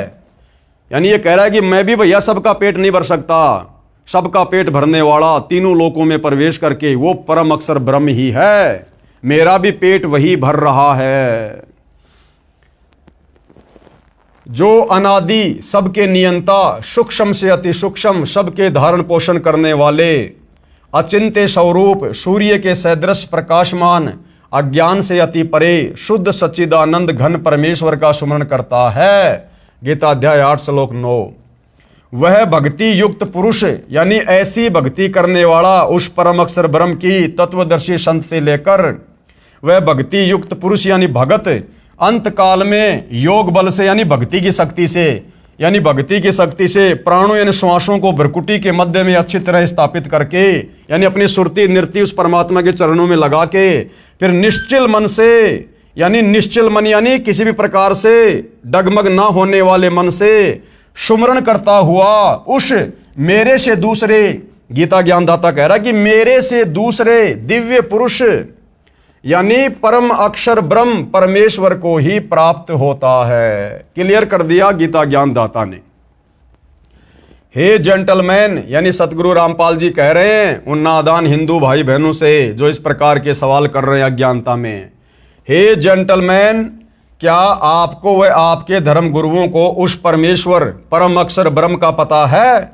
वह कौन है जिसकी शरण में जाने से परम शांति तथा सनातन परम धाम सतलोक प्राप्त होता है?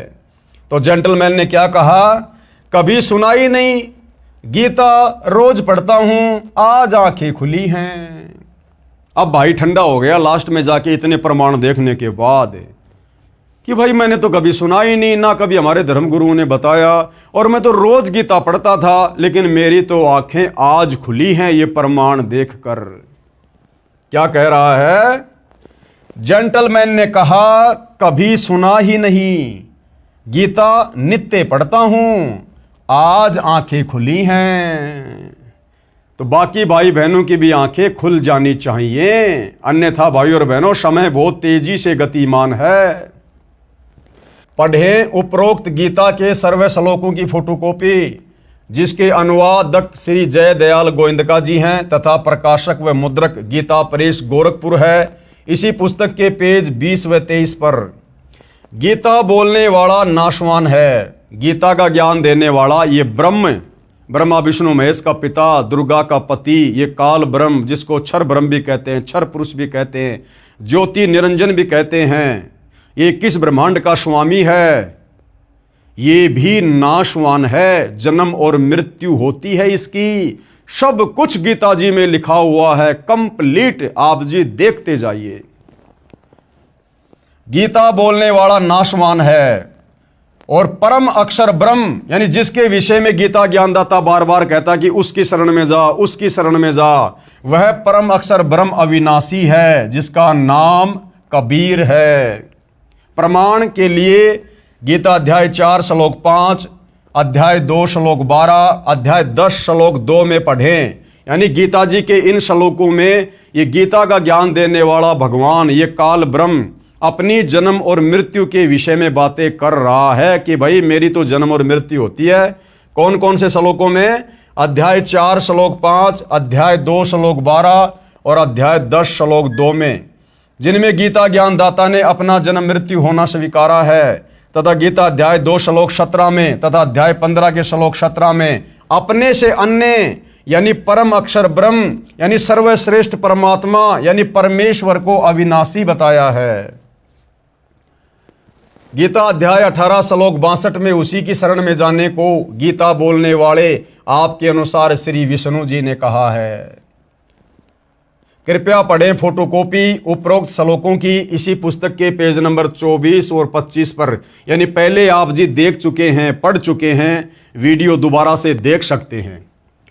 भ्रम निवारण गीता अध्याय 15 श्लोक 18 में गीता ज्ञानदाता ने बताया है कि मैं लोकवेद यानी दंत कथा के आधार से पुरुषोत्तम प्रसिद्ध हूं, क्योंकि मैं अपने अंतर्गत सब प्राणियों से उत्तम हूं। गीता अध्याय 15 श्लोक नंबर 18 में ये अपने आप को पुरुषोत्तम कहता है। तो बहुत सारे लोगों को शंका हो जाती है कि जी ये जो गीता बोलने वाला भगवान है जिसको आप काल ब्रह्म कह रहे हैं, ये तो गीता अध्याय 18 श्लोक नंबर 15 में अपने आप को पुरुषोत्तम कह रहा है कि मैं तो पुरुषों में सबसे उत्तम हूं, यानी भगवानों में सबसे सर्वश्रेष्ठ हूं। तो गुरुदेव भगवान कह रहे हैं कि भैया थोड़ा समझने की कोशिश करो, ये अपने आप को पुरुषोत्तम क्यों कह रहा है? अगर ये वास्तव में पुरुषोत्तम होता तो अपने से अन्य किसी और भगवान की शरण में जाने को नहीं कहता। यदि ये स्वयं ही पुरुषोत्तम होता तो ये स्वयं गीता अध्याय 15 श्लोक नंबर 17 में ये नहीं कहता कि उत्तम पुरुष तू अन्य परमात्मा इति उदाहरते, यानी उत्तम पुरुष, उत्तम भगवान, सर्वश्रेष्ठ भगवान तो कोई और ही है जिसको परमात्मा कह सकते हैं। तो गीता अध्याय 15 श्लोक नंबर 18 में जो ये अपने विषय में पुरुषोत्तम कह रहा है, क्यों कह रहा है? ये कह रहा है कि मैं तो लोक वेद के आधार से पुरुषोत्तम बना हुआ हूं। यानी इन साधु संत महर्षियों को, ऋषियों को, इनको वेद ज्ञान नहीं था, गीता ज्ञान नहीं था, जिस कारण से मेरे से ऊपर उस अविनाशी परमात्मा की जानकारी ये प्राप्त नहीं कर पाए, और इन्होंने केवल मेरे को ही परमात्मा घोषित कर दिया, पुरुषों में उत्तम पुरुषोत्तम घोषित कर दिया कि भैया इस ब्रह्म से बढ़कर दूसरा कोई भगवान नहीं, कोई परमात्मा नहीं। जबकि ये ब्रह्म तो खुद गीता में बार बार अध्याय 18 श्लोक 66 में कह रहा कि तू उस परमेश्वर की शरण में जा।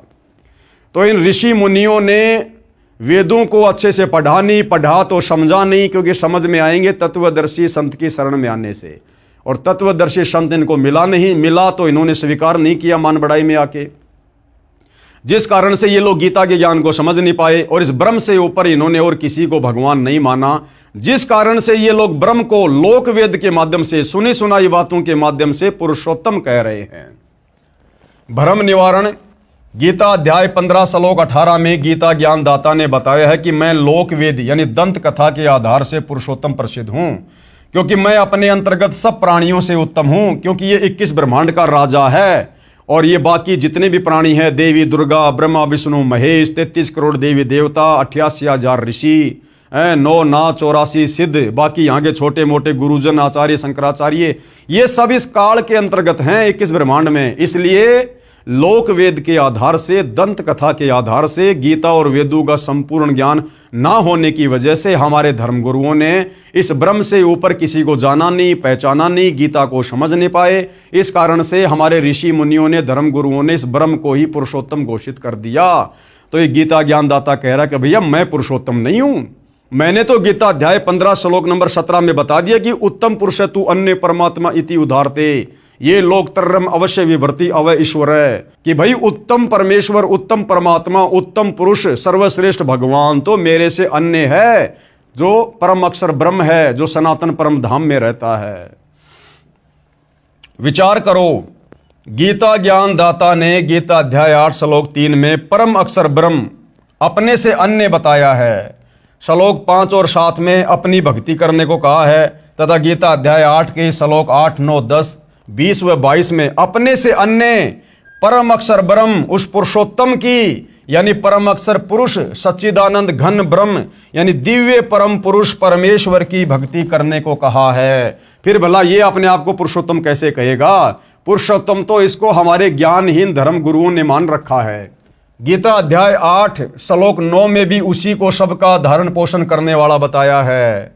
इसी प्रकार गीता अध्याय 15 श्लोक 17 में अपने से अन्य परम अक्षर पुरुष को पुरुषोत्तम कहा है। उसी को सबका धारण पोषण करने वाला अविनाशी कहा है। फिर गीता अध्याय 15 श्लोक 18 में अपनी स्थिति बताई है कि मैं तो लोक वेद यानी सुनी सुनाई बातों दंत कथाओं के आधार से पुरुषोत्तम प्रसिद्ध हूं।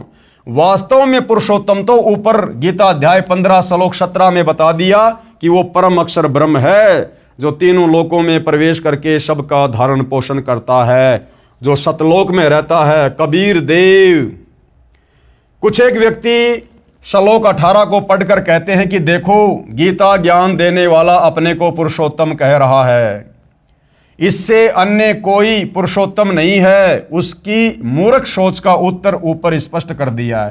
तो गुरुदेव कहते हैं जो लोग इस प्रकार से गीता के ज्ञान को अच्छे से ना समझकर इस काल ब्रह्म को ही पुरुषोत्तम मान के बैठे हैं, गुरुदेव कह रहे हैं कि ऊपर के श्लोकों में उनकी सारी शंकाओं का समाधान कर दिया है कि ये काल ब्रह्म तो हमारे ज्ञानहीन धर्म गुरुओं की नादानी के कारण सुनी सुनाई बातें और लोकवेद दंत कथाओं के आधार से पुरुषोत्तम बना हुआ है, जबकि ये पुरुषोत्तम नहीं है।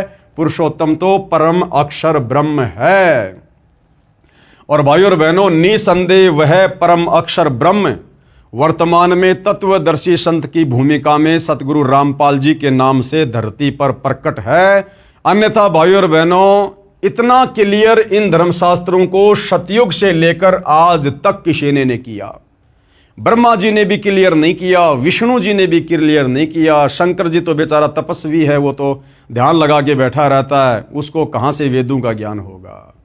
और जब इन तीनों देवताओं को वेदों का ज्ञान नहीं है तो बाकी सभी तीनों देवताओं के अंतर्गत हैं। फिर इस धरती के तपस्वियों को, मुनियों को, ऋषियों को, आचार्य शंकराचार्यों को भला कहाँ से वेद ज्ञान, कहाँ से गीता ज्ञान होगा।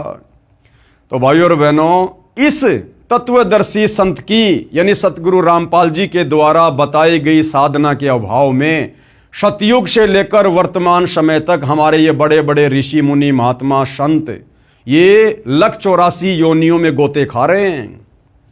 ये अपनी झूठी महिमा करके, वेद विरुद्ध साधना करके, तपस्या करके, समाधि लगा के, किसी को लाभ देके, किसी को श्राप देके दुनिया में झूठी महिमा बना के बैठे हुए थे। अब सतगुरु रामपाल जी ने आकर एडी से लेकर चोटी तक यानी एक छोटे से धर्मगुरु से लेकर और 21 ब्रह्मांड के स्वामी ज्योति निरंजन काल ब्रह्म तक की पोल पट्टी प्रमाणों के साथ हमारे ही पवित्र सदग्रंथों को दिखा दिखाकर खोल दी है।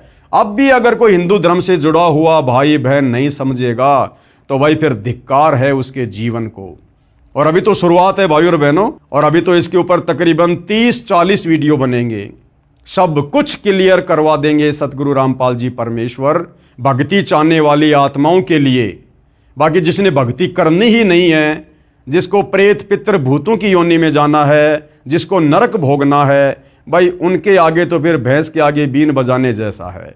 बाकी जो नेक आत्मा होंगी, अच्छी आत्मा होंगी, परमात्मा चाहने वाली आत्मा होंगी, वो तो संकेत को ही समझ जाएंगी और अपनी दिशा को तुरंत सतगुरु रामपाल जी से उपदेश लेकर चेंज कर देंगी। तो भाई और बहनों, आज के वीडियो में केवल इतना ही। कल फिर परमेश्वर दया करेंगे, सभी के समक्ष उपस्थित होंगे। तब तक पूज्य गुरुदेव भगवान हम सबको आज्ञा दे, आशीर्वाद दे, हमारा मार्गदर्शन करे।